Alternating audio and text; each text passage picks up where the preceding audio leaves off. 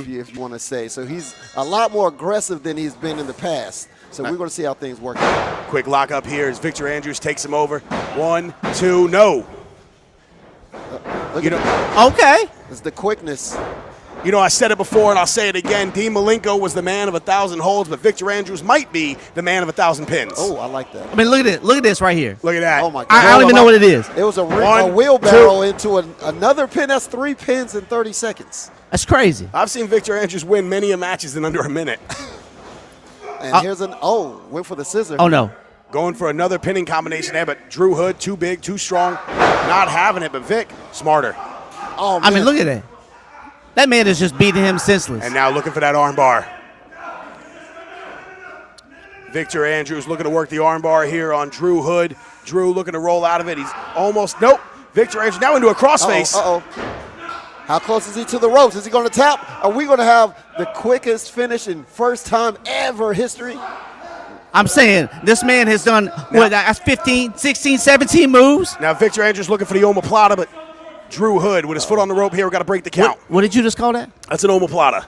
God bless you. God bless you, my chick. I thought he said an omelet. Listen, Hey, don't even start me on food right now, baby. I'm hungry. God bless Texas. God bless Braden Marshall. God bless whatever you just said. That's what I know. And here comes Victor Andrews. Eats that big boot straight from Drew Hood. Oh, I mean, we were just talking about food. I ain't trying to eat no boot, though. You know what I'm saying? I mean, Drew Hood rocked early on, but now in control, but he's got to stay on his man here. Now, let me ask you a question. I see on his tights it says Bial. Bial. Yeah, it's a Bial. That's what I'm talking about. Yeah, do we know, you have any information about that? Like, what does that stand for? What does it mean? Look, Bial is the mantra of Drew Hood. He's been screaming it from the mountaintops. Yeah. He's got that tattoo on his arm, too. He kind of put up, you know what I'm talking about? Yeah. But I don't know. I mean, everybody's got their thing, right? That must be his. Drew Hood with the chin lock here on Victor Andrews, but the crowd getting behind Victor. Victor working to his feet now. He's up. 2 shots, 3 shots, 4 shots. Uh-oh. Oh, my goodness. Full Nelson slam by Drew Hood going for that cover. Covers them. 2. No. No. Well, that was close. That was close. Drew Hood looking mighty impressive right now, man, against Mr. Everything, Victor Andrews.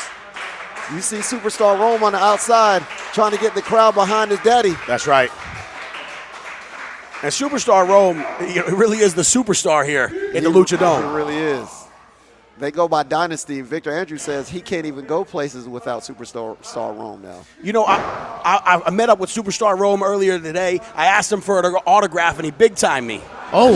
He said, I don't have time for that. Well, I bet, he is a superstar, though. You know what I'm talking about? I mean, I'm saying. Wow.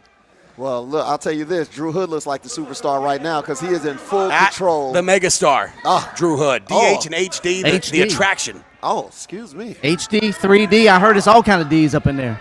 Well, I need to apologize to him next time I see him. Drew Hood's got all kind of nicknames. I guess he's going to throw some Ds up in this. Oh, there's a forearm. Raining forearms there from Drew Hood. I don't know, fellas. It don't look like he's doing much with them forearms except for pissing off Victor. Oh, wait. Okay. Did you see that? We're talking about the Matrix up in here. Oh, I think Victor Andrews has entered Ultra Instinct. Victor Andrews might be going Super Saiyan here. He's got him. Big snapmare there. Oh, beautiful kick to the face by Victor Andrews. Covers him for that. Only a 2 count. Close, right close. Drew Hood getting a shoulder up at 2 there. There's Rome on the outside getting the crowd to clap for his daddy. That's right. Here comes Victor Andrews again. No, Bandolero. Oh, interesting offense. And then an enziguri to the back of the head. Big's up. He's in. Oh, my goodness. Springboard spinning kick. He got more height than LeBron on that one, baby. Wow. Unbelievable. You know what I love about Victor Andrews is he's so clean with his movements. Victor Andrews, like a Tide Pod. He's so clean, it's insane. Absolutely, because nothing gets things clean like Tide Pods. Did you really say Tide Pods? Well, you hungry, right? Yeah. I ain't trying to eat no Tide Pod. Though. I ain't one of these young folks out here. We talking about? I thought we was back in Drew Hood. 2017 for a second. Drew Hood reverses. Oh. Drew Hood's got him up. Oh my gosh. And did you hear that? Yes. Oh, Drew He talking, just- he's he talking barked trash. at To, him. he's talking trash to Superstar Rome. I think he just barked at him. Covers him 2. No. The last second kick out, that was No. 2.9987 No, he literally just seconds. grabbed the referee's arm. Victor Andrews just stopped the referee from putting that hand down for the third time. That's exactly what happened. I've never seen something like that. It's unbelievable. He is Superstar Mr. getting Everything. fired up on the outside there. And so is Victor Andrews. He's I think I'm more afraid of Superstar Rome, to be honest with you. Look, Victor Andrews. you don't want to get on his bad Hey, side. that's what I'm saying. Like, I'm going to keep my distance. Victor Andrews feeling it, feeling the sounds, feeling the music put on by the Oh, crowd. Spine Buster. And you can feel it. Ooh. Beats by Dre. Uh-oh. Boots to faces. Turned him Victor inside Andrews. out. 1, 2, 3. That's and all that she is wrote, it. baby. That is all she wrote. My goodness. Wow.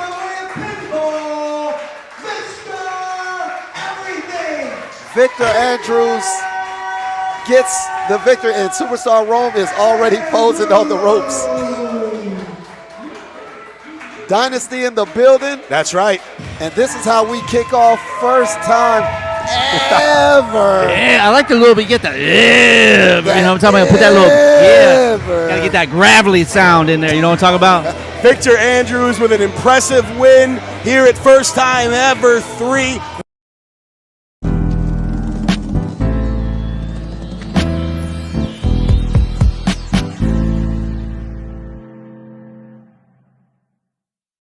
How's everybody feeling today? It's the Proof in the Pudding in the podcast show. Y'all already know what it is. I go by the name of Sion 919. I'm excited about today's show because we never had a pro wrestler on the show. So this is the first. This is big right here. So without any further ado, he does it all. He's the man that does everything. Yo, he goes by the name of Victor Andrews, a.k.a. Mr. Everything. What's going on, brother? What's up? What's up? What's going on, everybody? How everybody feeling? Appreciate you having me on the show, bro. I know it's a little last minute, but we make it do what it do. We make it do what it do, right? Yo, and I'm looking at it right there. Yo, what is it like in that ring? What's that feeling like when you're in that ring? Oh man, it's like those peppermint patty commercials or the Klondike bar commercials when they're like I'm swooshing down the Swiss Alps, and that's how it feels, bro. It's a lot of energy.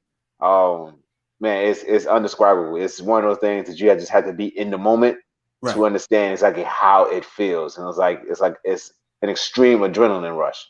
Yo, I can only imagine. It's like almost, yo, you're looking like Bruce Leroy out there. The ref counting 1, 2, you catch it at the end. So it's like, yo, it's definitely exciting. It's definitely exciting. So, yo, let's talk about the work you put in because I'm pretty sure it took you a while to get there. It's not just something you did overnight. So let's take it back to the beginning for the people right quick. All right. So in the beginning, I started off as a amateur boxer. I did Golden Gloves in New York. Fought for a little while. Didn't get many fights because the guys I was sparring with, 300 pounds. I was only 150. So I was in the ring pushing these guys around. So nobody was like giving me any fights. And I also do acting and modeling. So one of the agencies I was working for, one of the managers there, she was a professional wrestler. And she was like, yo, you're not getting no fights. Do you want to do something different? I was like, yeah. I was like, what? She's like, professional wrestling. I was like, yeah, let's get started immediately. So I started 2009, Union City, New Jersey, started learning the ropes, learning how to take the bumps and everything else. And then the rest is history, man. 12 years in. 12 years in. And that's the thing right there. Growing up, yo, that's a lot of kids that their dreams to become a professional wrestler. So back then, like, yo, what wrestlers inspired you coming up? Oh man, my favorite is The Undertaker. I emulate a lot of his stuff. One of the biggest things that I do from The Undertaker is that big dive he do over the top rope. Right. I do that a lot. Depends on who I'm working with. Right. Now, I got a scar on my forehead now from a guy not catching me or not being in place. Wow. So it's one of those situations. It's not ballet. Things can happen. Accidents going to happen at some point. We try to make sure there's no accidents happen, but things happen. I end up going head first into the concrete, 20 foot out of the air. Wow. So it's one of those things. It happens. It happens several times, but it depends on who you get in the ring with. Right. Yeah, but Undertaker is one of my favorites. Shawn Michaels, Eddie Guerrero, all the guys back in the day. Yeah. I looked up to and kind of emulate some of their stuff. Okay, so that's the thing right there. You just said a powerful thing. You said you took a dive. Person wasn't in place. You hit your head. So there's a lot of dangers every time you step in the ring. Even when you're preparing, I'm pretty sure there's a lot of dangers. What are some things or misconceptions that people may have about wrestling when they first get into the business? That is not fake. Right. We can't stand that. It's not fake. It's predetermined, yes. Right. Which means that we know who's going to win, who's going to lose. We discuss what we're going to do in the ring, but it's not fake. Like those slams, those punches, jumping out of you can't fake jumping out of the air and landing on somebody. That ring is not cushion. It's not a trampoline. It's not a mattress. It's boards. It's really thick boards and beams. Right. And you got thin cushion. This is maybe that much of a padding. That much. But the rest of it is boards and beams. And it's no joke. Right. It's no joke, man. We take it seriously. We put our lives and our bodies on the line. I mean, scar on my head, bruised back. My foot is messed up from a show I just did this yesterday. Right. I broke my hand twice. Like there's guys with broken necks. I probably got something going on my neck. There's a lot of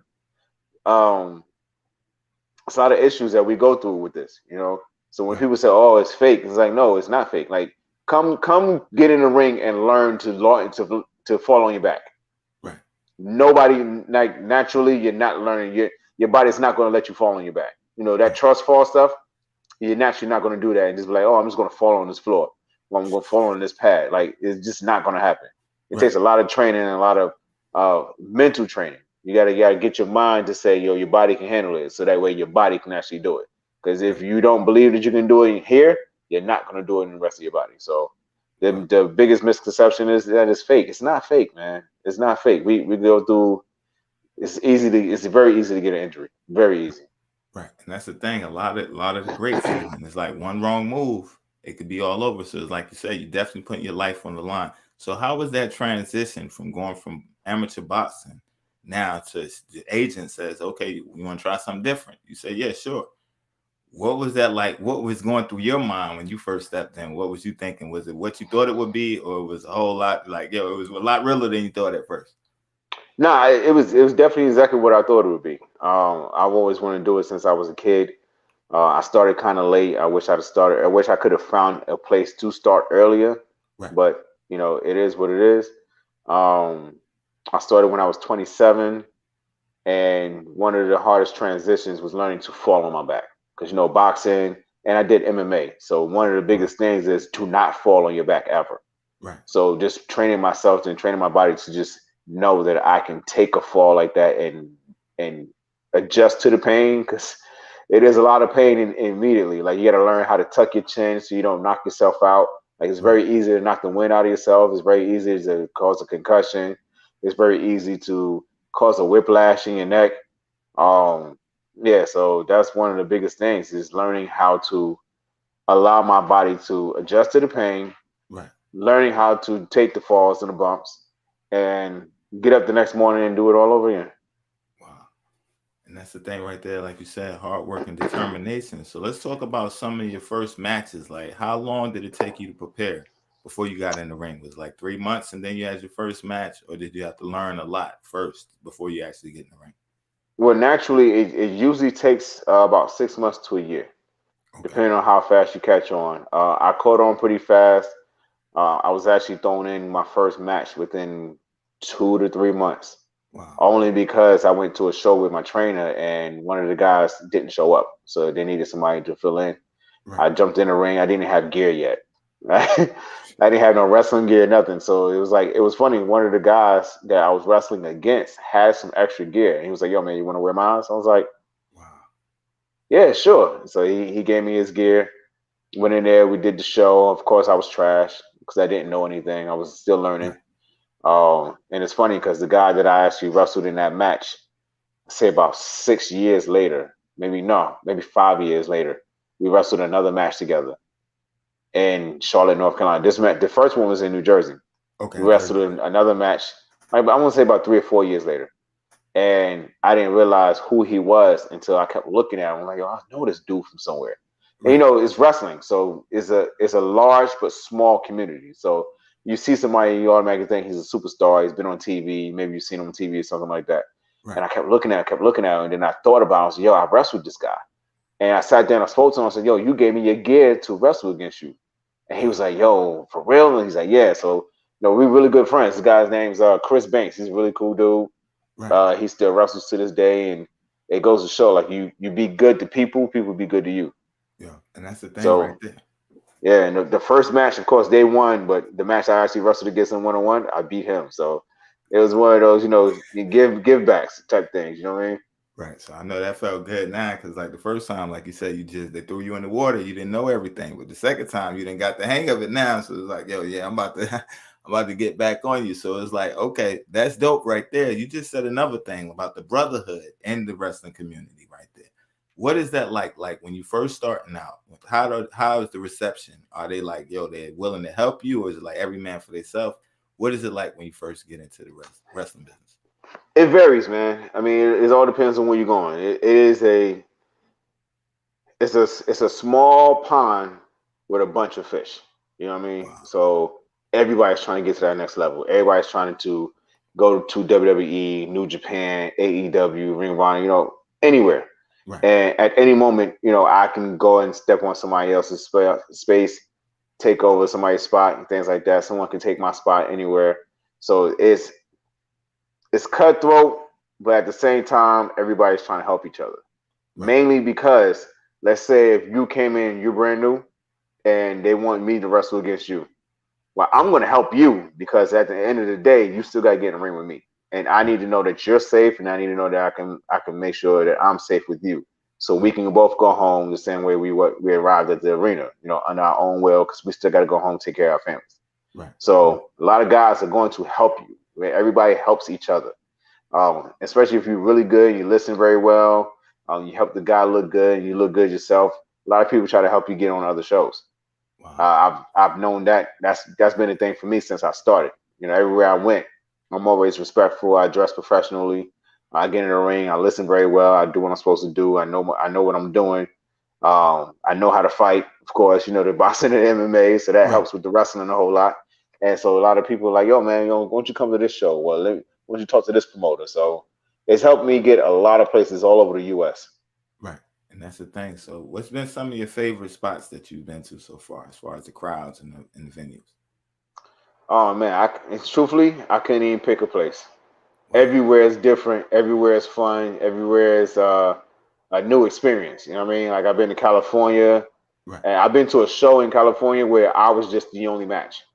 Wow. Like they booked me and flew me out to California for me to be the only match on the entire show. Like we went up there, the guy on wrestling, he showed up, had a couple of fans come in the building. We recorded my match in front of the fans, and that was it. I've been to Arkansas just recently, first time there, and good reception from the fans. I've been on WWE. Wow. I've been on Ring of Honor. I've wrestled for Impact. So everywhere is different, man. But everywhere is a great experience.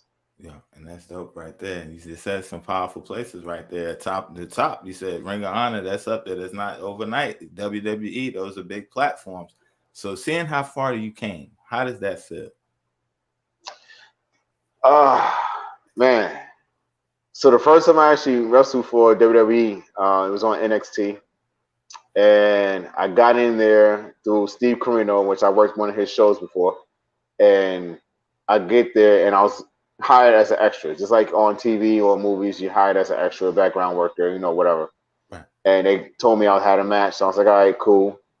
And they told me I had to do a promo. Wow. I'm the only guy that's been hired as an extra that actually got a promo ever. Wow. Ever. So I went in there and did the promo, nailed it. Went in, did the match, nailed it, and it was an amazing experience. Like being in the same arena or same area, it's like Triple H, wow. Shawn Michaels, John Cena, and shaking these people's hands and talking to them. Like Shane McMahon, I had a sit down conversation with Shane McMahon, sitting down talking to Daniel Bryan, like having a a full on, like, just like you and I, Right. just having a regular conversation with these guys is amazing feeling, man. Yeah. So yeah, I actually worked WrestleMania a couple years ago when Kofi Kingston won, Oh wow. and like having a conversation with him before the show, and just sitting down and just talking to him and just making connections, man. Having a conversation with The Undertaker. Right. Oh man, Yeah. that right there was amazing to me. That when that dude walked into, because I was in the catering area, and when he walked in, I was like, oh snap, Wow. that's The Undertaker right there. Like, yo. Right. and just by luck, he ended up sitting next to me, and I was like, Wow. I want to talk to this guy, but I don't want to bother him. You know what I mean? Right. And I spoke to him because he's sitting right there. So I spoke to him. He spoke to me. He asked me who I was, and had a little small conversation. And then Kane comes in, and Big Show comes in. So they all having their little brotherhood conversations, and I just kind of, just joined in the conversation every now and then whenever they, acknowledge me. But other than that, I didn't really bother them. But it's an amazing feeling, man. Yeah, amazing feeling. Yo, that's dope. And that brings me to my next question, because you brought them up. Yo, how big are them guys in real life, man? When we talk about the Undertaker, Kane, and the Big Show, how big are they, bro? I'm 6 foot tall. Right. Okay, my neck hurts standing next to these guys looking up at them. Even Brock Lesnar. Brock Lesnar is a big dude. I was actually making a bowl of cereal. I love cereal, and I was making a bowl of cereal, and I was just standing there at the table, and I had my back turned, and I saw like an overcast of a shadow just come up behind me, and I was like, I don't know who this is. He's obviously really big. Right. So I'm just going to turn around just very nonchalantly, and whoever's there, I'm just going to speak to him. And it was him. So I was like, how you doing, Mr. Lesnar? And he said, how you doing? And he shook my hand. This man's size of this man's hand, look at my hand. I don't have a small hand. Right. The size of his hand swallowed my hand. Wow. Made my hand look like a little baby's hand. You know what I mean? Serious, bro. Serious. Right. These guys are big. Yeah. Really big. And that's the thing, but it's like you on the same platform with them. You still getting it in. You making your name, building your brand. So it's like, yo, how does it feel, coming from where you coming from? Because it's like when we first started, you have a dream. It feels so far away, right? So you have the dream, like, yo, I want to do this. So now you start doing it. You working your way up the ranks. But to be, like you said, in the presence of these guys that's already been established and been around for a while, to see the dues you put in and the work you put in, now is paying off. And now you're amongst these guys. It just shows you where your future is headed. How does that feel? Because I'm pretty sure it was some days where it was like hard and it's like, yeah, you know what? I don't see it. How did you keep going through them? Well, you know what's funny? It wasn't so much as a dream for me. You know what I mean? It just kind of fell in my lap. Like I grew up in the projects of Brownsville and Brooklyn. Right. So, watching wrestling, of course, every kid like you said earlier, every kid wants to be a wrestler. They watch it and they're like, oh, I want to do this. You're doing it in the house. You make your little fake wrestling belts out of paper bags and cardboard and stuff like that. Right. Wrestling with your brothers and sisters or the neighborhood kids, just little fun stuff. So it kind of really just fell in my lap. Wow. And once I got started, my mindset was, I'm going to WWE. Right. Not without a doubt, I'm going to WWE. In some capacity, I'm going to WWE. Wow. And when I got there, it was like, yo, I'm really here. This is really where I want to be. Like, this is amazing. Like the camaraderie and the welcoming, feeling of being around all these superstars that I watch on TV or I grew up watching as a kid, and just being there. Like even a couple years ago when I did WrestleMania, right? And this is go into your question of having that feeling of maybe it's not going to happen. Right. So I'm backstage, and a lot of the guys that are working the show, Cedric Alexander, which I'm really good friends with, a couple of guys from the NXT UK, a couple of referees, a lot of people that are nameable people there. Right. It's like, yo, man, it's good to see you. It's great to see you. Glad you're here. Blah blah blah. And I'm like, yo, this is cool. Like all these people know who I am. He know who I am. He knows, right. And then he knows who I am, and then he knows who I am. And at that moment, I was like, all these people know who I am. but I'm not here. Wow. I'm not even signed yet. I don't have no paper in front of me. I don't have no pen getting handed to me. So what is going on? What am I lacking? Right. What's stopping me from being here? What's stopping them from saying, yo, man, you pick up the phone or drop down? You know what I'm saying? Like, I'm Right. getting all these opportunities to come down and be an extra and work these little matches or do security or do something backstage, but nobody's handing out no paper. Right. And I was like, yo, what is it? And I started asking questions. Like, yo, what do it take for me to get here? Oh man, you're doing everything right. Wow. If I'm doing everything right, then why am I here? What's going on? Right. And it took, I want to say last year. Oh, sorry about that. I had a phone call come in. Oh, you good? No problem. It was last year when COVID started.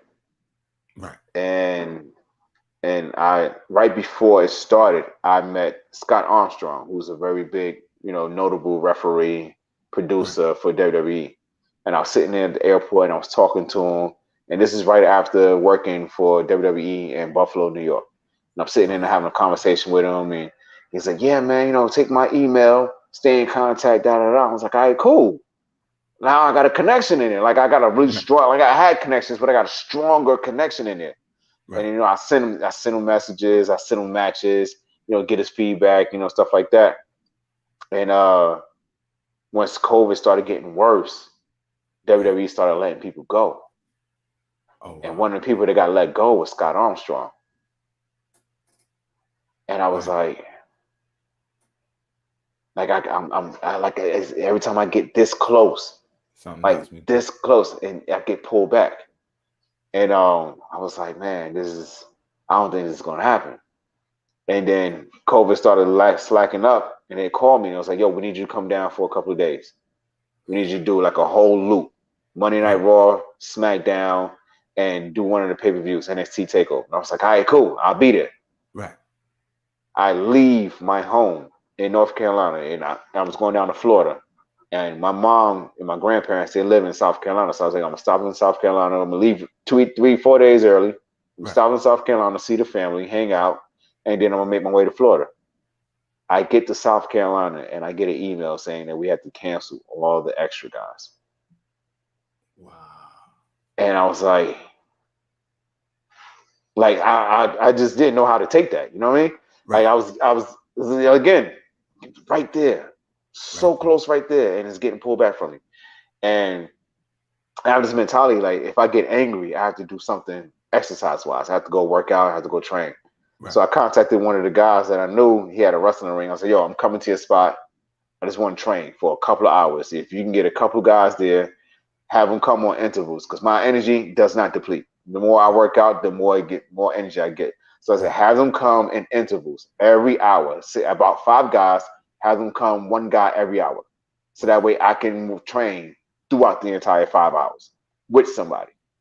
And because nobody can ever last more than an hour with me in training. And I went and trained with them, kind of got that anger out, because I needed to get that anger out. Right. And I went back to my grandparents' house, and I'm sitting there, and this was on Friday night. And I was supposed to have been there for SmackDown, but it got canceled. So I'm sitting there, and it's like Friday afternoon, and I get a phone call from WWE, from one of the producers. He's like, yo, I can have some guys come for the takeover, but you need to be here by tomorrow morning, because you had to do the COVID test and everything. So we need you here by tomorrow morning. Can you get here? I said, I'm on the way right now. Wow. I packed up my stuff. I was, yo, man, I love you. I got to go. I'm gone. Jumped in the car. I got to Florida at 3 o'clock in the morning and had to report for the COVID test at 6 o'clock. Wow. Went, did the COVID test, went, sat in my hotel room, waited for the results, did the takeover show, and then drove back. Wow. And then ever since then, I make my contacts, make my connections, call people. And now recently, they let more people go. Wow. And it's like not just like small people, like big notable people, like Braun Strowman and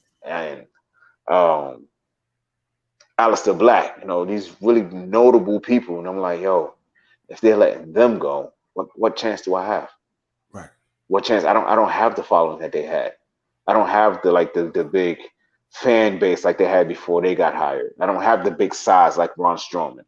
Right. And it was like even now I'm sitting here like twiddling my thumbs like, okay, what can I do more?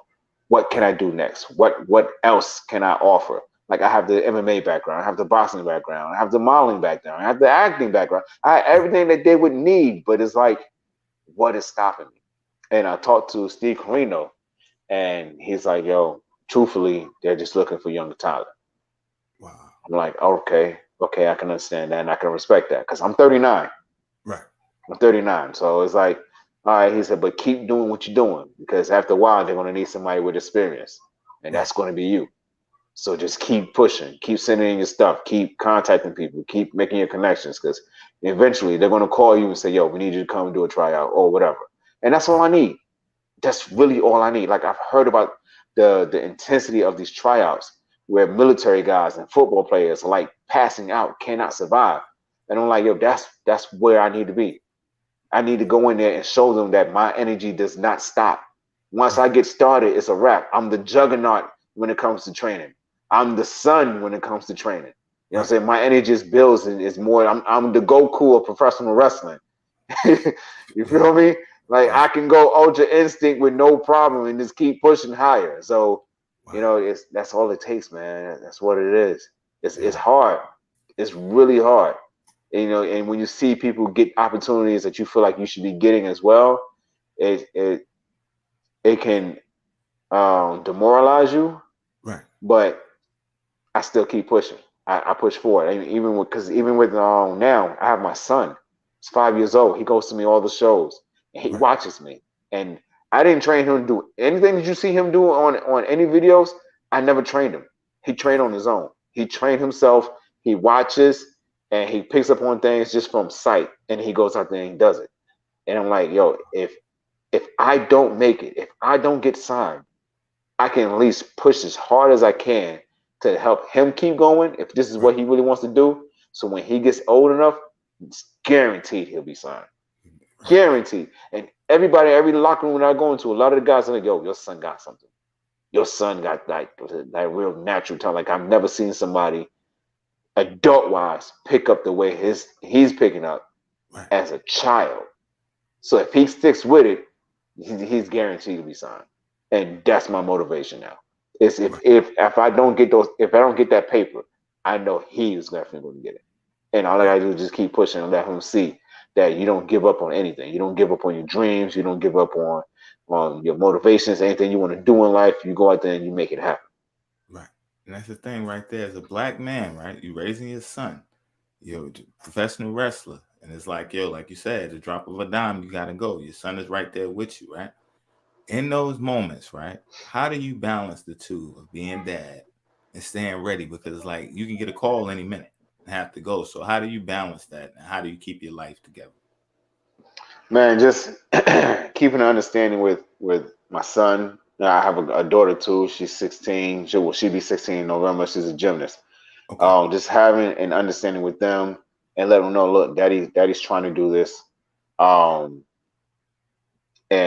I'm just out here just trying to make things happen. I'm not doing this for me. I'm doing it for all of us.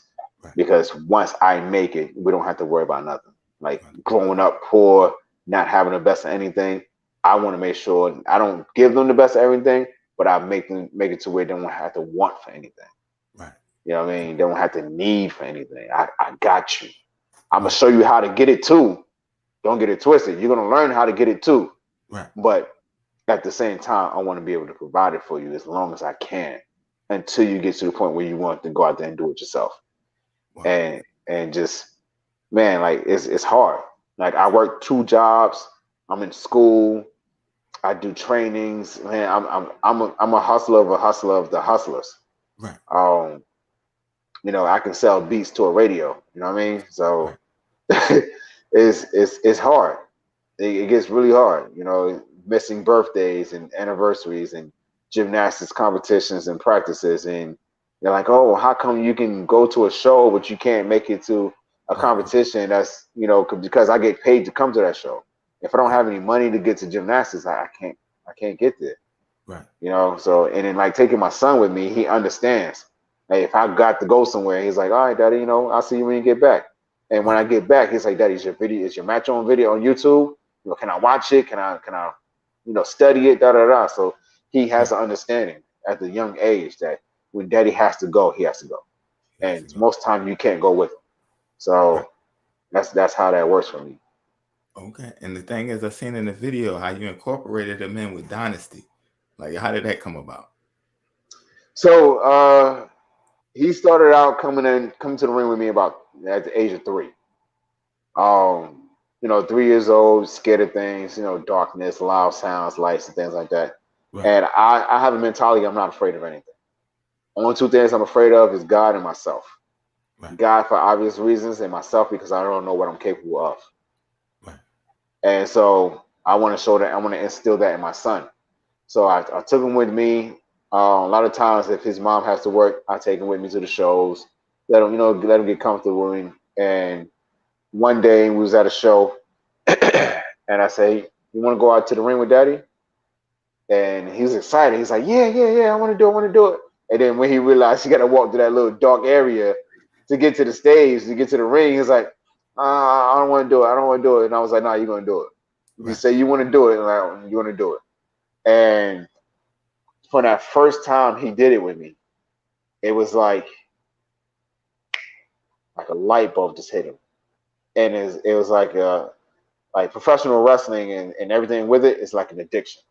Right. You just want more of it. The lights and hearing the crowd cheer and being on the stage and just being like this larger than life individual character.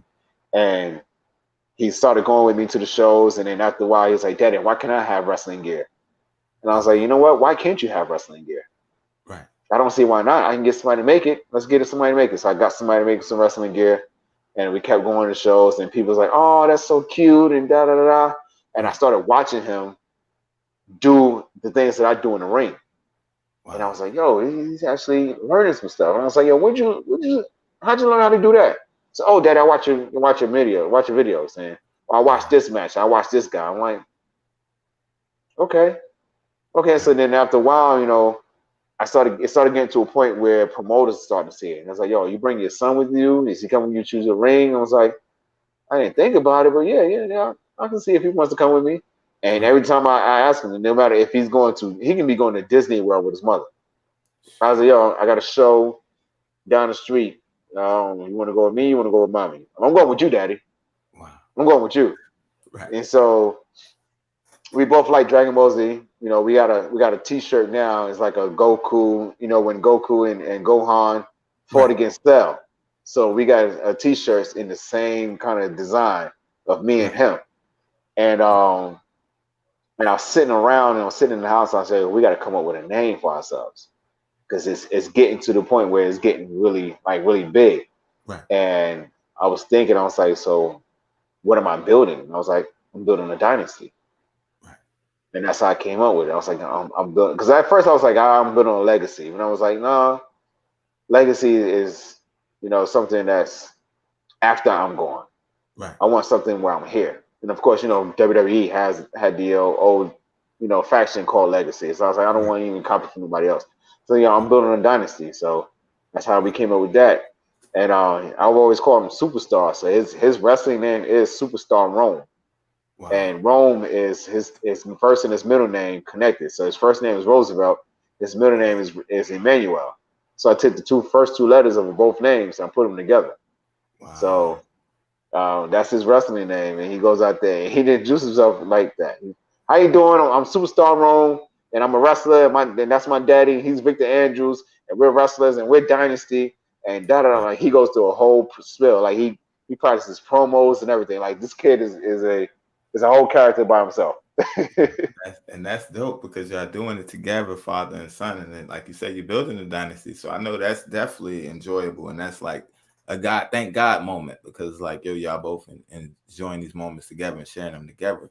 So let me ask you, okay, with the building a promo and coming up with your character, how was that process like for you? Did you already know coming in, like this is the way I'm going to be, or did you learn along the way?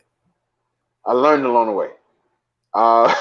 when I first started, I came up with this character, like an android type character that just doesn't feel pain and it's pretty much indestructible. Right. And I was only like 150 pounds. Oh wow. So imagine me getting in a ring with somebody that's like 300 pounds and they slamming me and I just get up like it didn't phase me. Like, just doesn't make sense. Looking at it now versus back then, I was like, oh, I'm doing something. And looking at it now, I was like, I wasn't doing anything. That was stupid. Why would you think about that? And I was at a show and one of the guys came up to me and said, yo, you got all this know-how, you got all this skill, you got a great physique, you got a great look, but you got a horrible character. It doesn't fit. It's not going to do anything for you. You're not going to go far with it. Right. And it was like, yo, you got to come up with something stronger. And I was like, what do you suggest? And I was Mr. Everything before I started wrestling. That was my persona in modeling and acting. Everywhere I would go, they were like, yo, you Mr. Everything because you're always doing something. I've been working since I was 9 years old. So anything you could think of, I've done. Military, done it. Worked in retail, done it. Security, done it. Wow. Guidance counselor, done it. Bus driver, done it. Substitute teacher, done it. You know what I'm saying? Working the cleaners, done it. Everything. Since I was 9 years old, I've been doing any and everything you think of. Right. And so I was like, all right, that would be cool. And so it was like, all right, now you got to come up with a first and last name. Wow. Like, all right. And my original name was Vector. Vector, and it's a mathematical term because I like math, and it means with great magnitude and direction. And so my persona was like, I can destroy my opponents with great magnitude and direction. Wow. And I was like, yeah, that's stupid. Let's say that's stupid. You're only 150 pounds. You're not picking up nobody. You're not slamming nobody. Even though I could, it just wouldn't make sense. Right. So they said, now you got to change your name. So I was like, all right, well, my real middle name is Andrew. So I was like, I'll take that, make that my last name, just add an S. Right. And I had custom made music that said Vector in the music. But if you're not paying attention very well, it sounds like I'm also saying Victor. So I just took the E out and put the I in there and became Victor Andrews. Wow. That's dope. And just been pushing it ever since. Like now people's asking me, yo, who is Mr. Everything? Oh, Mr. Everything? I'm the guy that can represent your company with my modeling background. I'm the guy that can go out there and speak for your company with my acting background. I'm the guy to get in the ring with somebody that can box. I can get in the ring with somebody that can do some MMA. I can get in the ring with somebody that can do some martial arts. I can get in the ring with somebody that can do some amateur wrestling or professional wrestling. I can be the guy that can do everything. And that is why I am Mr. Everything. Yeah, that's dope right there, and that fits, yo. It flows so smooth, yo. So let me ask you. You say you just did a promo, right? So in the promo is I got to turn up on the promo, right? Yo, can you give them a little sample right quick? Like, how do you prepare for a promo? Like, if you was doing one for a fight coming up, how do you get in the zone to do the promo for the fight? You see, what I do is I think about my opponent, and I think about everything that they're capable of, whether they're a boxer or whether they're a martial artist or whether it's a guy next door who just like to get into fights. And I sit back and I harness those abilities and I sit in my little corner and I think about what it is that I'm capable of. Wow. And I think about it and I say, I don't know what I'm capable of. And that's what makes me dangerous. That's what makes me the hardest guy working out there. That's what makes me Mr. Everything. Because it isn't me worrying about what he's capable of. He has to worry about what I'm capable of. Yeah. I'm laughing, but if I was in front of you and you said some shit like that in the club, I probably would run out the spot. Like, yo, but yo, that's dope right there. And it's like, yo, I can see that, right? And I can see the crowd going crazy. And it's like, yo, and it's like, so when you sit in there, you're really getting in the zone, and it's like, yo, because it's believable. It's like, yo, you're not saying something to script. It's like, no, I'll go out there with the MMA guy. I go out there with the boxer. So it's like, yo, you're already in your zone. So then it's like, yo, let's talk about the working out, because you said, yo, you like the juggernaut in the gym. So if I'm not mistaken, you said for 5 hours, right? You rotate one person every hour, so somebody's coming in fresh because you want a new person for the whole 5 hours. What's your workouts like, and how often do you work out, bro? Well, right now with my schedule's all over the place. I have not worked out in a while. However, I don't have to work out as hard as a normal person. Right. Because when I do, it is so intense that my 1 day workout equivalents to someone's 1 week or 2 weeks of working out. Right. I have a workout that I only do myself. I don't expect anybody else to do it. And it consists of 2,000 reps straight. I do it and it's 5 different workouts, 40 reps, 40 sets, and I do it continuously, nonstop. Wow. And I have not found anybody that actually can do it with me. Right. And it's push-ups, sit-ups, squats, pull-ups, and dips. And I'll change it up and I throw some jumping jacks in there. And then after I do that, then I do some shadow boxing. So I do like 4 3-minute rounds of shadow boxing with and without weights. And then after that, I'll go to the wrestling ring and I'll run the ropes for a couple of minutes. Right. And then I'll get somebody in the ring and I'll do some amateur wrestling with them, some grappling. And it's like 70% intensity to submission. And then after that, then I do some wrestling training. And then after that, we'll do a little cool down. So, wow. And I don't drink water At all. Not at all for 20 years. All right, yo. So, yo, you definitely, yo. We gotta see what's the diet like then. What's going on, bro? You ain't drinking water. You going 5 hours. What's the secret, yo? Don't tell us everything. You can't give us everything. That's why you missed everything. But what's some of the secrets? The secret is knowing your body. Knowing your body. That's the secret. Doctors would tell you anything they can tell you from what they learn in books, but they don't know your body. I just had a plate of Chinese food just a while ago, right before you called. I eat cookies and milk before I go to bed. I eat cereal. I may eat once or twice a day. Right. I drink ginger ale. I drink Gatorade. I don't do like a lot of heavy sodas like Pepsis or Cokes, unless that's the only thing I have available. But I drink a lot of milk, like a lot. I can go through gallons in 2 days. I can go through at least 2 or 3 gallons if I'm sitting at home and not doing anything. I can go through 2 gallons in 2 days. So it's just knowing your body and know what you can do. Right. And when I train, I don't hydrate. I don't drink any juice or Gatorade. I just go through the entire thing until I'm done.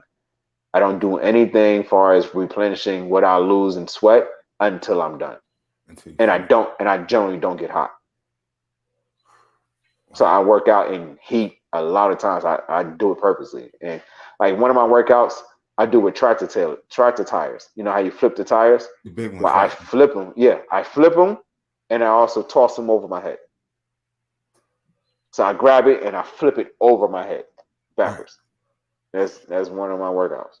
And that's the thing. So okay, I know you didn't just start this overnight, right? Because you was amateur boxing and stuff like that. Because like me, I've tried to get into workouts. I do a couple reps here and there, but I wouldn't even try to attempt to track the tire, right? To try and let alone flip it and throw it over my head. But yo, that's the thing. Dedication and hard work is not something you just get into overnight.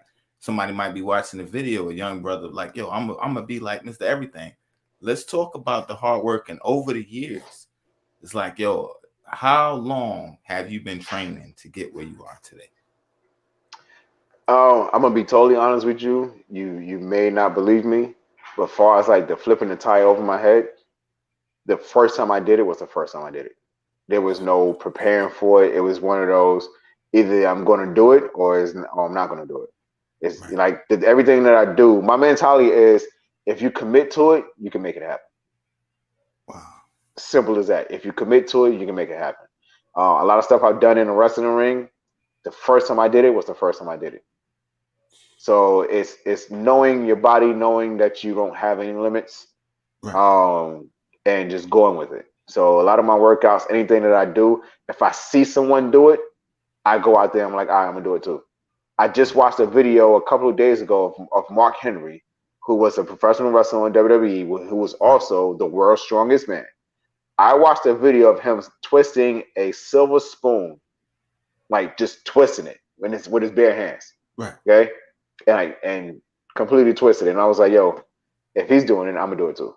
And so I grabbed the spoon out of my drawer and I twisted it. I just sat there and I took it and just twisted it all around. And that's my mentality is if I can see it, I can do it. Right. And that's just how that's how you have to really look at yourself. You can't go into anything saying there's a possibility I can't do it, or I might hurt myself, or this is too much. No, you have to go in there and you just have to try and push past that point of just trying and actually doing it and being successful in what you're trying to do. All my wrestling matches, I watch myself mentally do the match before I actually do it in real life. Because I have to see that everything works in the right spots, everything is done correctly, everything looks good, everything that I want to do, I'm capable of doing. Wow. Whether it's my first time doing it or not. The first time I actually done a dive over the top rope was the first time I did it. And it was in training, and it was happened to be a pad on the outside. I was like, can I try it? And it was like, go ahead, but you got to commit to it. And that was one of the biggest advices that I ever got. It's like, you got to commit to it. Because if you doubt yourself for 1 second, that's where failure happens. Wow, and that's real right there. And I pushed through it. When I started doing the 2,000 rep workouts, I built that up. So I started out with 1,000. I was like, let me see if I can do 1,000. And I did it and still had energy left. And I was like, all right, I'm gonna turn it up a little bit. Let me see if I can do 1,250. Did it, still had energy left. I was like, all right, let's go to 1,500. Still had energy left. And I was like, all right, let's push all the way to 2,000. And now I don't have to work out hard. I can just go and do that, have some people come to the ring, push through with them, and then I'm good. Wow. And that's the thing, like you said, having the mental strength right there and believing is like a lot of times, right? People, they talk themselves out of it. They doubt, they start hearing negative voices and stuff like that. How did you get that mentality? Was it life, or was it like that's just the way you was brought up? You always been that way, or a long life? Did you learn that? How did you get that mentality? One quote: mind over matter, because in my mind, failure does not matter. Wow. That's it. That's it. In my mind, failure does not matter. Right. It doesn't. We're going to experience failure in everything we do, no matter what. But it is what you do past that failure is what makes you. I don't let anything break me. Wow.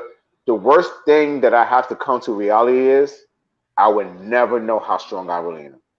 Right. I'll never get to find out how strong I really am. Because as I continue to grow, as I continue to do things and get stronger, it's like, okay, if I've got it to this point, let me see if I can go more. And when I do go more, it's like, all right, let me see if I can do more. And then I do more, it's like, it's a continuous thing. So it's like, it's one of those harsh realities that I'm never going to be able to find out how strong I really am. I'm never going to be able to find out what I'm really capable of. And that's the only thing that scares me. Wow. Because if I get to a point where, like, I don't get angry, I don't like controversy, I don't like violence, even though I'm a wrestler, I don't like violence and none of that stuff. But if I get to a point where I'm angry, like just livid, I know for certain if I lose control, I will never be able to stop. Right. I'll never be able to stop. And the only ones that can really stop me are my kids. I've trained them to be able to physically and emotionally stop me. Wow. And that's the thing right there. So, okay, let's talk on that real quick, because you just said a real thing right there, right? Because even in the gym, right? Mm-hmm. Some guys, they in there, they pumped up, they letting aggression out, right? They blowing off steam. But it's like a lot of these guys, you know what I'm saying? They're so turned up. It's like if they weren't in the gym and it was just a physical fight or something like that, like, yo, in that adrenaline moment, you might hurt somebody. So then it's like with the training that you have with the MMA, with the boxing and stuff like that, it's like, yo, certain things is like you can punch somebody and they're done. Just, just off of technique alone. Mm-hmm. So how important is it to keep a level head, and how long did it take you to get that restraint? Because like you might be out, people may, people, black people, we do what we do. You're out and about. They don't know that you're MMA. They don't know you're a boxer. They just see, he's a guy. In that moment, right? Like you said, if I get angry, you know what I'm saying? It's like, I don't know what I'm capable of. And in those moments, just that quick, people can wind up in prison, even bar fights. Somebody could be drunk, punch somebody, they land the wrong way, hit a car. Mm-hmm. From them hitting the car, and now you're looking at a manslaughter charge and stuff like that. So how do you keep your head in the game, knowing like, like you said, I don't even like to be around getting angry. Not that you're afraid of it, but it's like, I don't want to put myself in that position to lose control. Mm-hmm. I got a family, I got kids, I got things to live for. So how do you channel that? Because it's like, if that's the case, people get mad every day. You can get mad in traffic, anything, it's just people gonna be people. How do you hold it together and not go off the deep end sometimes? I realize everything that you just said, that I have family, that I have kids, that I have a 5-year-old that follows my every footstep. I can go outside and sell dirt, and he wants to sell dirt because he sees daddy do it. So, yeah, man, 39 years old, never been in a fight outside the ring. Wow. Never been in a fight outside the ring. Grew up in Brooklyn, never been in a fight. Grew up in, went to school in North Carolina, never been in a fight. I tell people all the time, I've had people approach me, right? They're tough, talking, but when it comes down to just really, really going down for it, right? I can talk to someone and realize that they're not really into what they're really saying. You know what I mean? Right. Like I've had a guy twice my size. He felt as though I disrespected him because I told him to shut up. It's him and my brother. They were arguing. I was trying to figure out what was going on. And he wanted to fight. And I was like, not doing all that. Right. I'm not. You can sit, you can stand up and raise your hands all you want. I'm not doing all that. Wow. I'm not, because my mentality is, if we fight, understand you have to die. And this is in high school. You have to die. I'm not going to fight you to hurt you. I'm going to kill you. Right. Because you're not coming back tomorrow talking about round 2. You're not coming back the next day bringing friends. I'm not doing all that. I'm not fighting every day. Right. So if we really going to do this right now, understand that either you're going to have to kill me or I'm going to kill you. Right. Simple as that. Wow. And when I said that, he looked at me and said, man, you don't want to fight. You must not want to fight because you talking crazy. I'm like, no, I do. If this is what you really want to engage in, let's engage in it. Right. But understand the complexity of what you put yourself into. Right. I'm going to kill you. Simple as that. Because I know if I lose it, I'm not going to stop. I don't care who's around me. I'm not going to stop. I'm not. And I look at him with the most seriousness that I have in my face right now. I look at him just like that. And then once I'm done talking, I smile. Right. And I understand. I tell him, now you can go and have a good day, or we can engage in whatever you're trying to engage in. Right. Wow. And that's the thing right there. It's definitely a discipline in it. Even sometimes with martial arts, I hear a lot of times it's like, they're trained to like only in defense, only in certain situations. But it's like you said, like, you have actual training, years of training. So it's like a bar fight and getting in the ring for 3 minutes. It's like you thinking, okay, I'm a bar fight for 2 minutes to security come. That's a whole nother ball game than somebody that trains for 3 minutes at 10 rounds in a session. And, like you said, I don't even hydrate after a workout. So it's like, with that, it takes a discipline because it's like, a lot of these guys, they're talking, right? I can break your whole jaw without even trying if I wanted to. How do you keep that discipline? Because it's like, like you said, you grew up in Brooklyn. I'm from Brooklyn as well. I'm from Brownsville, Sutter Avenue. Me too. Oh wow. So yeah, so up there, Yeah. yeah.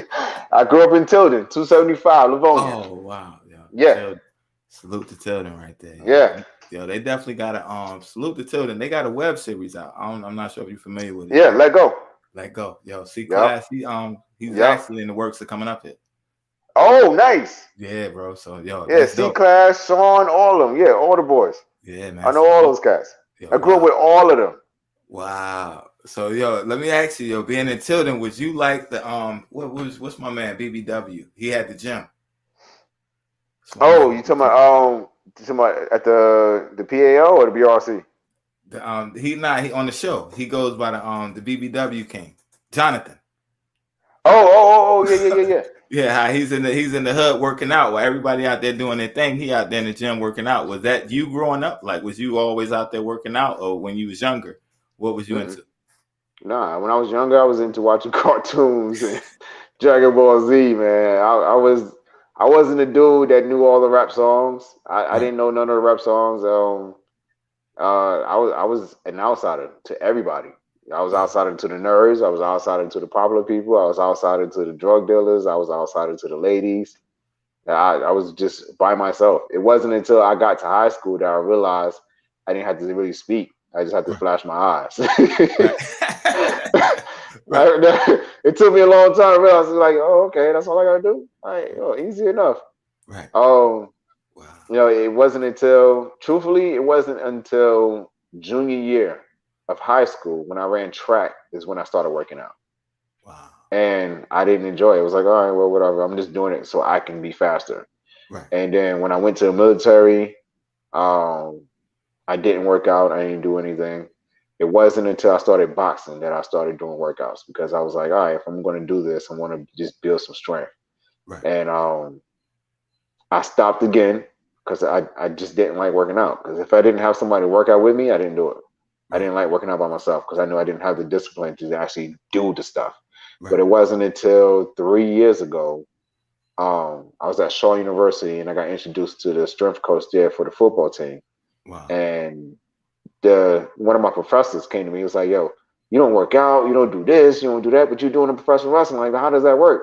I was like, yeah, it just bores me. I don't like to do none of that stuff. It just bores me. I can do the trainings all day, wrestling training all day, cardio training all day. Working out, I'm not doing that. For what? And then he introduced me to the strength coach. He was like, look, if you come and you trust the process, I can help you. I was like, all right. And that first 2 days, yeah, it was serious. I was like, yo, it hurts. Right. But I have the mentality, I just won't quit. I'm not going to stop. Wow. And I kept going. And then he was watching me, and he would even say, how do you continue to do this? You don't even drink water. Right. Like, I would do the entire workout that he had on the board, and then I would go and start doing more stuff. And he was like, how is this possible? And then that's when, messing with him, his name is Coach Wayne Hall. He's trained a lot of the top guys. He trained Tracy McGrady. Wow. He helped Tracy McGrady come back from, with basketball and everything like that. And it was with him when I started doing the tires. And like, I saw somebody doing online, actually on TikTok. Wow. I saw a guy do it on TikTok, and I was like, yo, that looks tough. Well, let me see if I can do that too. Right. And I went to the coach and I said, I got an idea that I want to try, and I want to see if he'll help me with it. He was like, what do you want to do? I said, I want to flip this tire over my head. Wow. And he was like, well, I don't think that's possible. And I showed him a video, and he was like, well, look at the size of that guy. It's like 3 times your size. Right. Of course, he's done it a lot. He's like, yeah, have you ever done this before? I was like, no, I never done it. He's like, give it a try, see what happens. Just be careful. Right. And the first time I did it, I did it. He looked at me, he was like, can you do it again? And I did it again. I said, now let's get this on video. Right. And we started recording. And now to this day, like, him, my trainer now, C.W. Anderson from ECW, right? They call me Psycho. They're like, yo, it's can't be possible for someone to do the things that you do with the way that you way you carry yourself as far as like the hydration, the diet and all that. It shouldn't be possible. But they sit back and they're like, yo, you're exceptional. You're an exceptional being, and that's the only way we can describe it. Yeah, and that's definitely got to feel good because, like you said, he's working with the greats. He's Tracy McGrady, definitely Hall of Famer. Like you said, the strength coach for the football team. Mm-hmm. So let me ask you. I know you said in the beginning you were like 150. How much are you now? Right now I'm 177.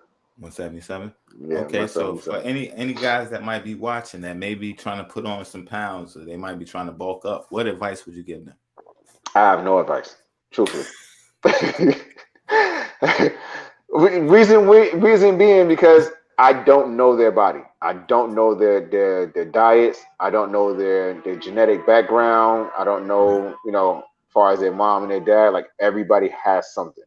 My mom and dad was heavyset. I've always been small. So everything just does not, the way the doctors kind of describe things and scientists say, oh, well, because your mom and dad is heavyset, you're destined to be heavy. I'm not. Right. And I still don't work out every day, but I'm not.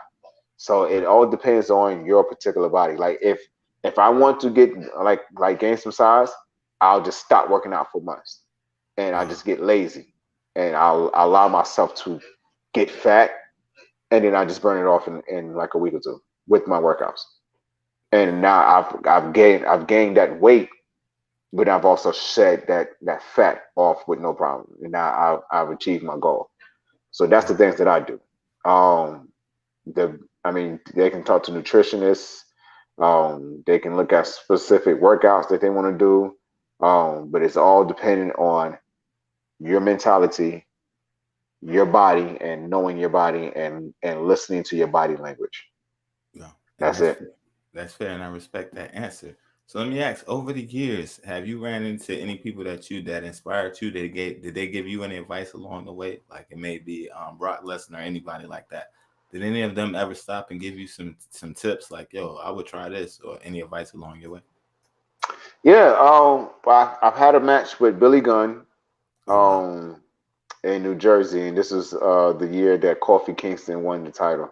Right. And I had a match with him. And before the match, he came to me. He said, "What are we doing?" I said, "I'm following you, boss. Whatever you say, we're good at." Right. And he looked at me. He was like, "I respect that, but this is for you. This is not for me. So whatever you want to do, let's do it." And once we got done with the match, got to the back, and I was like, "Is any advice you can give me?" And everywhere I go, you're doing everything right. Just keep pushing. Wow. Just keep pushing. It was like, continue to be confident in what you're doing. Continue to hold that humbleness that you have. Right. You got the respect. You got my respect. Just keep pushing, and something big is going to happen for you. Wow. Not will happen for you, it's going to happen for you. Right. So that's one of the biggest advice I always get. When I met Triple H, and I did the match at NXT, I went outside and I immediately thought that it has to be something that they can tell me. Has to be. No way possible that I can come in here and do this match and they not give me some kind of advice. I know they're busy. I know they don't have time to sit down and just have a whole conversation with me. But it has to be something. And it was like, you're good. So if anybody out there that's looking for any advice, is just listen to yourself, listen to your body, and be confident that you're capable of doing whatever you want to do. Whatever you want to do. Everything is possible. Not anything. Everything is possible. Everything. And just go out there and just do it. Just give it a try. That's all you got to do. The only thing you're going to lose is nothing. Wow. You're not going to lose anything, whether you try or not. You're not going to. If you try, you're not going to lose anything. Right. If you don't try, you're going to lose an opportunity of actually wondering, like knowing whether or not you can actually accomplish it. Right, and that's real right there. And we had a comment earlier, but we was in the middle of something, so I didn't put it up. It's from Buddha about the first time you made her get in the ring. So let's talk about that right quick, yo. So you got Buddha in the ring? So Buddha, that's my little sister. Right. We met when I moved here to North Carolina. Right. And it's funny because I was sitting, like I said, I was one that always sat to myself and wasn't around people. And I was sitting in a house watching TV, watching Dragon Ball Z most likely. And my little brother came in the house and he came to get some water or whatever. And he was like, yo, you coming outside? I was like, nah, I'm chilling. Right. And he was like, yo, there's this girl out here. No, he was like, there's somebody out here that want to race you. I was like, race me? Like, nobody know me out here. What want to race me for? He was like, nah, they beat me. They beat me in a race, and they said they could beat you too. I was like, listen, I ain't trying to get in. Whatever you got going on, I'm watching TV, dude. I'm not coming outside. He was like, all right, I'm just letting you know that there's somebody out here that can beat you. Wow. Why you say that? Because I have a warrior mentality. It's like, don't tell me something like that and think not that I'm Goku. Daggone it. Right. Don't tell me there's a world strongest out there and I'm not going to go out there and challenge him. Right. So I get outside and I see that it's Buddha, and I was like, "You let a girl outrun you, man? Like you let a girl outrun you?" He was like, "Nah, she fast. She fast." I was like, "All right." So I walked up, introduced myself, and he was like, her and a couple others. And it was like, "Yeah, we heard you was fast." I was like, "Yeah, I'm all right." He said, "You want to race?" I was like, "Yeah." So all of us got on the line. Legit. They said go. I blew them off the line. Right. Beat them to the finish line and walked right back into the house. I didn't even turn around and say nothing. I just did the run and went right back in the house and turned my program back on. I was like, I came out here, I did what I needed to do, and I kept going. So you only won because your legs is longer. Whatever. She always talking trash. So the reason why she ended up getting in the ring, right, because she's always talking trash, as you can see. So she was like, "Oh, your workouts ain't nothing, da da da." So she would always contact me and say, "Yo, bro, I need some help. I need I need to work out. I need to get my legs moving. I'm always in pain. Like, what can you give me?" Right. So I was like, "All right, I'll help you out." So I did one of my workouts with her, and I did one of the what I would consider a warm up for me was a workout for her. Oh, wow. And when we got done, she looked at me. She was like, "I hate you. I'm going home and I'm telling mommy." I was like, "What are you telling mommy for? What are you doing?" She's like, "Because you're trying to kill me." I was like, "Yo, this is nothing." She's like, "It's nothing to you, but to us regular people, the humans, the ones that were born here, that's a lot." That's a lot. So when she got home, she contacted me like maybe 3 days later. She was like, "How long am I supposed to hurt? Because I'm still hurting. How long is this supposed to last?" So she doesn't mess with me too much more. Yeah, she doesn't. If she contacts me, it's because she got some anger in her right now, and she's like, "Yo, I need to get some of this anger out, but don't kill me." Wow. So then I give her my son's workout. Right, that's the thing right there, yo. So it's like, yo, so y'all known each other for a while, yo. Buddha's definitely cool people's right there, and definitely sent a lot of people on the show. So let's talk about that. How did you said y'all met from the race and y'all just wound up keeping a friendship from there, keeping a bond from there? Yep, that's exactly how it happened. Yeah, that's it. And anytime I've had a problem, I never had to really deal with it. That's the other reason why I never had to fight. Buddha walk up and be like, "Yo, what's up? What's up? Y'all messing with my brother? What's up?" Like, I'm good. I got it. No, because truthfully, everybody in my family knows to some extent. Don't let Roosevelt get mad. Don't let him get angry. Don't let him get into anything with anybody because their mentality is probably the same as mine. It's like we don't know what he's capable of. Right. We've never seen him really get outrageously mad. We've never seen him like put his hands on anybody. So let's kind of keep it that way. Right. So any issues I've ever had, either I would call Buddha like, yo, take care of this, or she'd be right there. 90% of the time, she's right there. She's like, "Yo, what's up? Y'all want what? Oh, okay." So she's another reason why I never had a fight. So I love you, Buddha. Thank you for keeping me out of jails. Out of jails. Right. Yeah, and that's dope right there, yo. So it's like, yo, to see how far have you come. What's been some of your greatest accomplishments? Oh man, the greatest accomplishment in life is being a father. Being a father. There's nothing greater than that. I didn't grow up with my father. Right. So there's nothing to top that. I've worked WrestleMania. I've been on WWE. I've been on TV. I've been in movies. I've been a published model in magazines. It's nothing greater than being a father. Yeah. Nothing.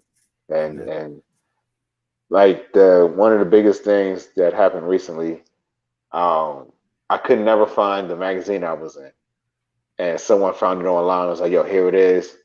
Wow. It was a wrestling fan. He was like, "Yo, I found it." I was like, "Oh snap! All right, cool. Send me the link. I'm gonna buy it." He said, "Nah, I already bought it for you. Give me your address." Wow. I was like, "All right, cool. I appreciate that. I'll send you the money back." He's like, "Nah, this is a gift to you." And I got it in the mail, and I picked my son up, and I said, "Yo, I got something to show you." And he's like, "What? What is that?" He thought it was wrestling gear. He thought I bought us some new wrestling gear. I was like, "No, it's not for you.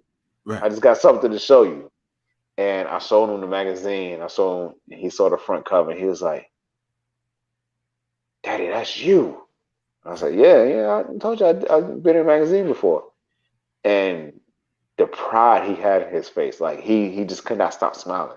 And he kept thumbing through the magazine, and he found more pages with me on it. He was like, my daddy's famous. Right. My daddy's famous. And I was like, yeah, this is an amazing feeling. Right. Like just watching how proud he was to see his daddy in the magazine. Or he always talked about, when I was on NXT or when I was on WWE, just doing one of the most craziest things that I've ever done. But however, it was a very opportune moment was when I did Bobby Lashley's sister. I had to dress up like a woman on TV, and whatever, it is what it is. Got paid. Right. And he still talks about those things to this day. He's like, "Yo, my daddy's he's done these things." And just recently, yesterday when we had a match in Charlotte, and I said, "Yeah, it's a pay-per-view, so it'll be on TV." And he was like, "I'm gonna be on TV?" And I was like, "Yeah." He's like, "I'm gonna be on TV with my daddy." Right. And everybody in the locker room, he just kept walking to him, "Yeah, I'm gonna be on TV with my daddy. I'm gonna be on TV with my daddy." And it's like just watching him just look up to me. It's like, yo, like I'm really doing something positive, like extremely positive in someone's life. Right. And not that it's just someone, but it's my kid, it's my son. Right. So that's the greatest thing I could ever ask for. Yo, big salute to you on that one right there, because it's definitely important. Like, because it's like now what you're putting in that mindset of him the same way, no fear, you can do anything. And it's like, so by the time he's 18, 19, it's second nature to him. Like, yo, I can be anything I want to be. So you're giving him that confidence, you give him that reassurance. But like you said, he's seeing his dad. Like, these things are obtainable. I did it. So it's like, the generational curse is broke. Like, you're putting in the work, he's there with you, and he's seeing it. So it's like, yo, you can't put money on that. And that's priceless. Right. And that's the stuff we don't get immediate. We don't get to see that side of the black families, the black fathers and stuff. That's not the glorified side that we get. We got Young Lex in the building. Salute to Young Lex too. What up, Cuzzo? Yeah, I don't know if you can see the comments. Yeah, I see it. Okay. Shout me out about the entrance. Yeah. Yo, anytime I need a new entrance, he always puts me on. And it's funny because the one that I've been using recently, I was laying in the bed. It was like 2:00 in the morning. Right. It's like 2:00 in the morning. I'm in the bed. I work several jobs. I'm like, I'm asleep. And the phone rings. I'm like, yo, who is this? Calling like early in the morning. So I pick up the phone. I'm like, yo, what up? And he's like, yo, Cuzzo, I got something for you. I was like, first of all, who is this? Right. He's like, yo, it's me, man. It's me. So I was like, what up? And he's like, I got something for you. And I was like, all right, man.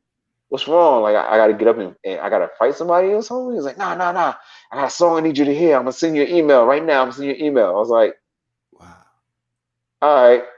Because I'm like, yo, it's 2:00 in the morning, bro. What is wrong with you? He was hyped. He was hyped. And so I hung up with him. I rolled over. I was like, yo, this dude crazy. I'll check it out in the morning. But at this point, I'm awake now. Right. So I might as well see what he's talking about. Right. I'm awake now. So I rolled over. I pick up my phone. I go to the email. I turn the track on. I'm listening to it, and I was like,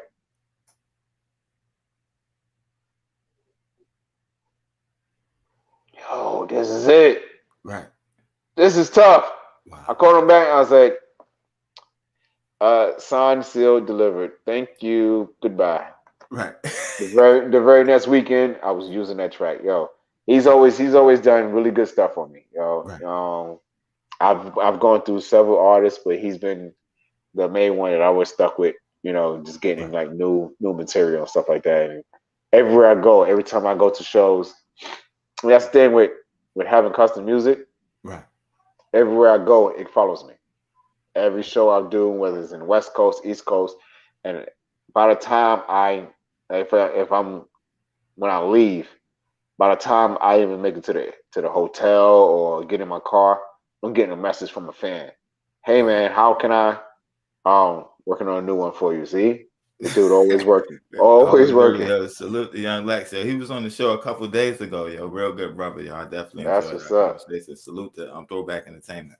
Yeah. And like I'm always getting contacted by fans. Like, yo, how can I get a copy of your interest music? What's the link on YouTube? Like, there's not a link on YouTube, man. Right. This is exclusive. Right. And so, I send them the link that I'll have, but I tell them, yo, it's by purchase though.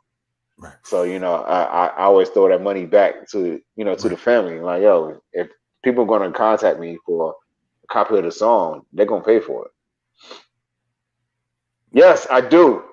Yes, Buddha, exactly. I need a song for Superstar Rome. Yeah. Because he's been talking about it. He's like, yo, when I'm gonna get my interest music, like one of the beats that LX worked for me, right. I gave it to my son, and like he uses it, he walks to the ring, whatever. So he definitely needs something custom made for himself. Wow. He's gonna flip his lid when he finds out. And that's the thing about it, yo. That's the thing that I love about the unit that y'all have, right? It's like a family. Y'all all grew up together. Y'all linked up along the way. And everybody's helping you and your son. Then you got Buddha and LX, brothers and sisters. They're working together, and everybody's working together. So, how important is family to you, and leaving a dynasty and legacy and stuff like that in the Black community? How important is that togetherness, that unit? Well, you got to think about it like this, man. There is no family. No, like there's no you without family. Right. There's no story. Or back in the day, you found out who your family was from the stories. Right. The things that they've done and things that they passed down. So when my time is done here in the next 10,000 years, right, everybody's going to know my story. And when the biggest thing for me is, how you look at a tombstone and it has your birth date, your birth year, then it has a dash in the middle, and then it has the time that you died. I don't want a dash in the middle. Wow. I don't want a dash in the middle. I want footprints. Because a dash in the middle says that nobody actually knows what you actually done. Wow. You was just here. Right. But if you put footprints between my birth year and my death year, and it shows that I left a mark here.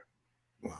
And I want that mark to be imprinted on my kids and their kids and their kids' kids, and following on. So right, the biggest thing for me is the dynasty, the legacy, the leaving something behind that you just can't carbon copy. You know what I mean? You're not going to get anywhere else. Yeah, that's real right there, and that's what it's all about. And a lot of Black men, like, we need to change that mentality. It's like, to get back to that right there, because it's like our kids are watching us. A lot of ones, like you said, you didn't grow up with your dad. There's a lot of brothers that's growing up, their dad's not around, or broken households and stuff like that. And it's like, it doesn't always happen, but it's like a lot of times, either those people, they turn into diamonds. A lot of them, they get caught up in the streets. So it's like the Black men that know the struggles and the dangers out there. I definitely salute you on that, because it's like, that's where it starts at. It could be as successful as you want, but if you fail in your kids and stuff like that, it's like none of that matters. So I definitely salute you. I want to talk about the acting a little bit right quick, because you do everything. Like, yo, if I needed to learn how to change a tire, I'm pretty sure you can tell us how to do all types of stuff. Yo, But let's talk about the acting real quick, yo. And the thing about it, yo, is like, yo, you have one of those personas, one of those personalities where you're so genuine and authentic, but it fits. So it's like, even when I say, yo, you do everything, it goes back to Mr. Everything. I do everything. Mr. Everything. Mm-hmm. Yo, I like that. Yo, that's dope right there. So let's talk about the acting. How did you get into acting and stuff like that? My mom signed me up to this school in North Carolina called John Casablancas. John And I went out there. I learned whatever they had to offer. And after a while, I've done some extra work, some background stuff for like One Tree Hill, Pomona 3DD with David Hasselhoff. Just little small spots when you like in the background, whatever. Right. And I just kept pushing with it. Like I realized that it was something. And the funny thing is, Mr. Everything is a persona to make me comfortable in my own skin. Wow. You know what I mean? Like if you came to me or a producer came to me and said, "Hey, I want you to go out there and act out this scene." Right. If I didn't have Mr. Everything, I probably wouldn't be able to do it. Wow. You know what I mean? Like it's a level of shyness that I have in me. But being Mr. Everything puts me into a different mentality. It's like, all right, I'm gonna go out there and just do it. And that's how that developed. Right. And that was given to me from being at different shows. Like I'd be at modeling shows, fashion shows. You gotta understand, we in there with women all over the place. Right. Changing clothes. Everybody's changing in front of each other. Right. It's no hiding anywhere. You got to be confident in what you have. Right. And I'm backstage and I'm just sitting there and I'm realizing like, yo, all these people sitting here, everybody's doing their thing, whatever. And just not growing up around that type of stuff, I was like, it's either do or die. Either you're gonna do it or you're not. They're either gonna see it or they're not. So to help me better be okay with being in the public eye like that, right, I became Mr. Everything. Yeah. And it's anything that I do. You know what I mean? Like I can be in Walmart walking around. I don't really speak to people. I don't like attention. I don't like large crowds. It's just me. I don't really get engaged. Like I told you, when I was a kid, right, my mother had to come and find me to see that if I was in the house, because I would be somewhere just quiet, either playing a game or just listening to music or watching Dragon Ball Z or whatever. Like right, that was me. Wow. If I went to a party, I'm sitting and I'm just chilling. But if I got attention on me, I become Mr. Everything. So I'm comfortable with the attention. And sense. So that's how the acting kind of came about. It's like I had to become a character to go out there and do these acting skits or all these movies and things like that. I got a couple of projects out now that I've been Mr. Everything for so long, right, that it is me. So I'm more comfortable with doing things. Like I've done public speaking and things like that, and it's just natural now. Like I've never been nervous, right, about anything. I just don't like attention. I've never been nervous. Like, and the biggest thing, the funniest thing too is people ask me like, yeah, man, you've been on TV, you've been on in front of like 20,000 people, right, on a wrestling ring, and 30,000 people in the stands, stuff like that. You ever got nervous in front of all those people? And I was like, nah. Wow. It's like, really? I was like, nah, never been nervous. It was like, why? And I tell them, I've done nude modeling. Wow. I've been standing on the table in an art class, nude, while a bunch of people are drawing me. Right. Everything else is easy. If you can stand somewhere naked in front of a bunch of strangers, right, everything else is easy. There's nothing I can do. There's nothing you can ask me and say, yo, would you be nervous doing this? Nope. No. I've been naked in front of people. Wow. And everything else is just, all right, tell me what time I need to be there. Right. Yeah. That's it. That's wild right there. And even you talked on the fashion shows and stuff like that. I had a chance to work with you a couple times on a couple fashion shows with LP models. Okay. Yeah. Shout out to LP. Yeah, I never was one of the models. Yo. I wasn't tall enough. Yo. He would let me model, but he let me do a couple songs every now and then. So let's All talk right. about that fashion, like the print, and then let's talk about some of the fashion shows. What was that like for you? What was that experience? Oh man, like fashion shows are amazing. I've actually trained models, and a lot of people, and again, they would ask me, "Yo, you're not nervous about walking in front of people? You walk every day.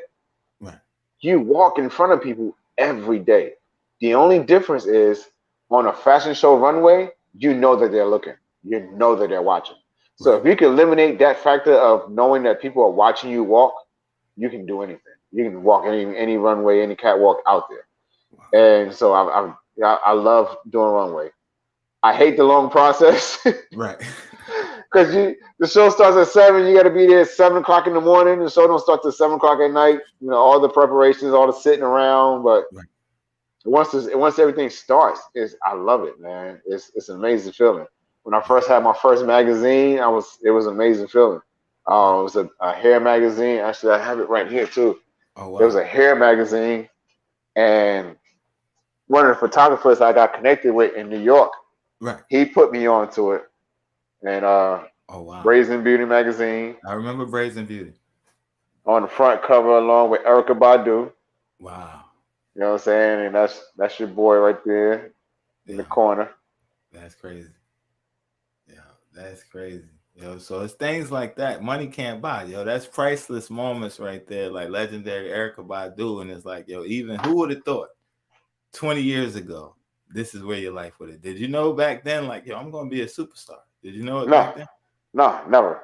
Wow. Bro, you grew up in Brownsville. Yeah. The only two options we had was drug dealer or sanitation worker. Like Sanitation workers. that was the only two guarantees. Right. You're either gonna be a drug dealer or a sanitation worker. To Right. be guaranteed that you're gonna make some money and do something, that's all you had. That's all you So had. being that I'm doing these things, it's like, yo, that's why I tell people everything is possible. Coming from where we came from, everything is possible. Wow. Salute to Candy. Candy said What's up, nice work. Candy? Yeah. Have you shot with her before? I didn't. I haven't had the chance to shoot with her yet. Yo, Candy is amazing. Amazing. She does great work. Excuse me, I gotta put everything up. Oh, okay. I No gotta go problem. back. I gotta go back to the tent. Oh, Yeah, I'm actually number again 20.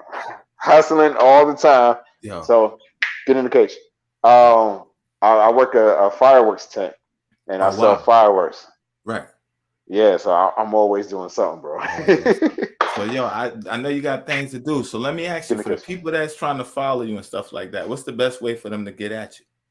Oh man, the best way, the easiest way, and the fastest way is go to my website, www.thevictorandrews.com. That's www.thevictorandrews.com. And all the links to all my social media should be there. Unless the website is not working because I have not had a chance to man, I do so much, man. I have not had a chance to just get on my website and update it. So Right. there you go. You got the follow link that goes to my Instagram, my Twitter, Right. and I want to say my Snapchat as well. If you want to follow me on TikTok, it's I'm_Mr. Everything _VA. Yeah, so I'm all over the place. Yeah. Candy, mwah. Yo, that's dope right there, bro. So again, I think on the Instagram they can go to your website right there as well. Yes. Oh, Everything is linked to my website on the Instagram. I try to link up everything, and I'm on Clubhouse too. So jump on Clubhouse. Are you on Clubhouse, bro? I'm on Clubhouse. I'm gonna have to follow you. Once I get off the Yeah. show, I'm gonna follow you, send you a link Yo, up there. I got connections with I know you do the music. I got connections with Nature, Mike Oh, Geronimo, Kid, a lot of producers, a lot of beat makers, everything. Yo, let's put it together then.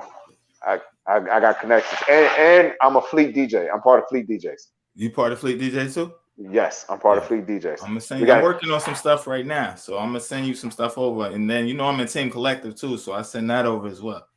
we got a conference coming up July 9th through the 12th in Jacksonville, Florida. July 9th Everybody, through the 12th? yes, if you can make it out there, come out there. Tisha Campbell's coming out with her artist. She's looking for more people for her what's it called? Her company, her Right. her label. So Wow. definitely jump out there and get on, bro. Okay, we'll definitely put it together. I chat with you on the inbox offline on that. Is it something, I know you got things to do tonight. Is it something that we might have skipped over or missed on the interview so far? Sorry, say that again. Is it something that we might have looked over or something I might have missed that we needed to talk about, touch on today in this first interview? Nah, man, I think we kind of covered everything. Okay. Well, as far as what I do as of right now. Right. And that's the thing, because I know you about to go back to work and all that. Before you sign off, yo, down the road when you got something going on, would you come back up here and do another interview with us? Of course, bro. Of course. In fact, I'm gonna hit you off with the drop. You ready for this? I'm ready for it. Yo, this is Mr. Everything coming to you live with my man Sion on Proof of the Product podcast. Yo, the proof is in the pudding, man. The proof is in the pudding. So if you ain't watching this video, what are you doing with your life? Holla at my boy. Holla at your boy, Mr. Everything, in the building. Yo, that's facts right there, yo. I definitely appreciate you, bro. Enjoy the rest of your night, yo. Much love to you, much success to you and your son and your daughter, and everything that you got coming on. May doors continue to open. Yo, you got any last shout outs? So we just gonna sign off right here. Nah, I'm gonna shout out to you first, bro, because truthfully, you're the voice of everybody. You know what I'm saying? So what you doing, keep doing it. Keep pushing. Don't let no doubts get in your mind, in your body, your heart, your soul. Keep doing it, bro, because if it's not for you, who's gonna know who I am? Right. You know what I'm saying? You have an audience that's never heard of me before. They've never seen me work. They've never seen me speak. They never heard me say anything. One of the greatest things that I always look at is the ability or the opportunity to speak to the people. One of the best artists ever in the world, rest his soul, DMX. Right. All he ever did was speak to the people. Right. You know what I'm saying? So thank you. Thank you for being you and having this platform for me to be able to reach to people. 'Cause that's all I want to do. I just want to reach people. You know what I'm saying? And give them something to look forward to. And the main thing to look forward to is everything that they do in life anyway. Right. And just keep pushing. Keep pushing. And that's real right there, yo. Again, big salute to you. Thanks to everybody that watched. This is the Proof in the Pudding podcast show. I go by the name of Sion 919. You just heard it from his mouth himself, Mr. Everything, pro wrestler, MMA fighter, pro fighter, amateur fighter, everything. You name it, he does it all. Actor, fashion, modeling, you name it, yo. I cut hair. I do massages. I do massage. I do personal training. Wow. I'll even walk your dog. Yeah, I feel you on that, yo. Definitely, yo. I definitely look forward to linking with you down in the road. Salute to LX, salute to Buddha, salute to the whole Throwback Entertainment. And again, yo, enjoy your night, brother. And I appreciate you. And thanks again for everybody watching, whether they watch the live, watch the playback. We definitely appreciate y'all. This is the Proof. Everybody enjoy your night. One love, y'all. Blessings.